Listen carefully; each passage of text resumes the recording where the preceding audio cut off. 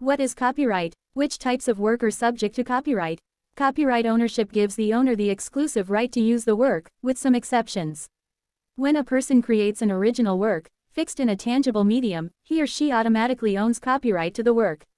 Many types of works are eligible for copyright protection, for example, audiovisual works, such as TV shows, movies, and online videos. Sound recordings and musical compositions. Written works, such as lectures, articles, books, and musical compositions. Visual works, such as paintings, posters, and advertisements. Video games and computer software. Dramatic works, such as plays and musicals. The Copyright Office has information online, and you can check with a lawyer if you want to know more. Can I use content from a work that's protected by copyright? Copyright holders have the right to control most uses of their works. In some circumstances, it's possible to use a copyright-protected work without infringing their copyright. You've checked with the copyright holder, who has allowed you to use the content. It's a good idea to get written permission from them, for example, in the form of a license agreement. Some copyright holders make their works available to others for uncompensated reuse, with a few requirements. To learn more, you can read about Creative Commons licenses. In some cases, you can use content from a work that's protected by copyright without getting permission from the copyright holder. That's because some uses of copyrighted works are considered fair use, or may fall within a limitation or exception to copyright laws such as fair dealing.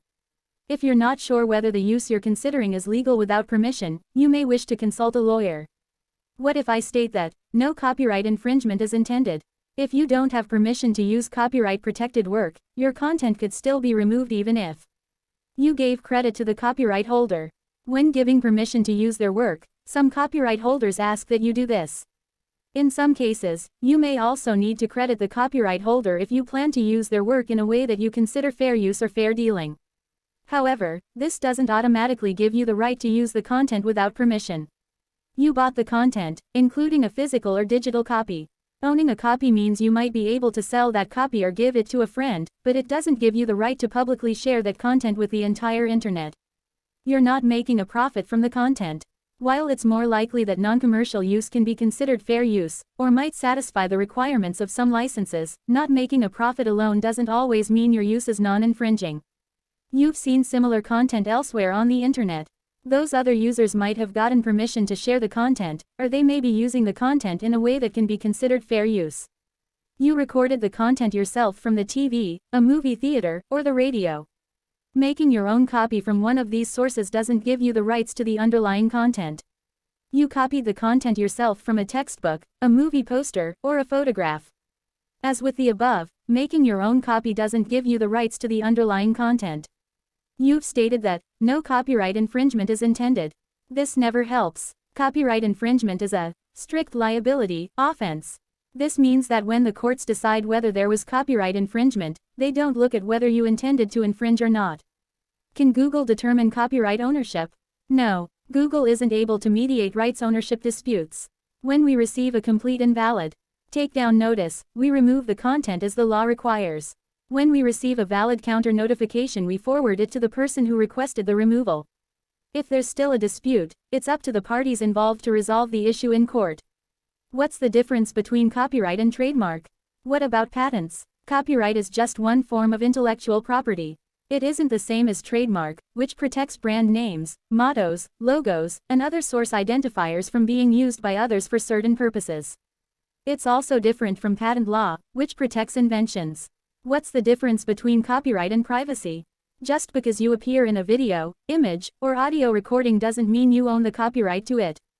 For example, if your friend took a picture of you, she would own the copyright to the image that she took.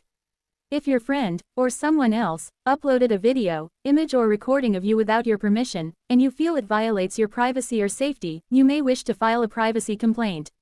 Copyright infringement notification requirements. The easiest way to file a complaint is to use our legal troubleshooter. Copyright notifications must include the following elements. Without this information, we will be unable to take action on your request. 1. Your contact information. You'll need to provide information that will allow us to contact you regarding your complaint, such as an email address, physical address, or telephone number. 2. A description of your work that you believe has been infringed. In your complaint, be sure to clearly and completely describe the copyrighted content you're seeking to protect. If multiple copyrighted works are covered in your complaint, the law allows a representative list of such works. 3. Each allegedly infringing URL. Your complaint must contain the specific URL of the content you believe infringes your rights, or we'll be unable to locate it. General information about the location of the content isn't adequate. Please include the URLs of the exact content at issue. 4. You must agree to and affirm both of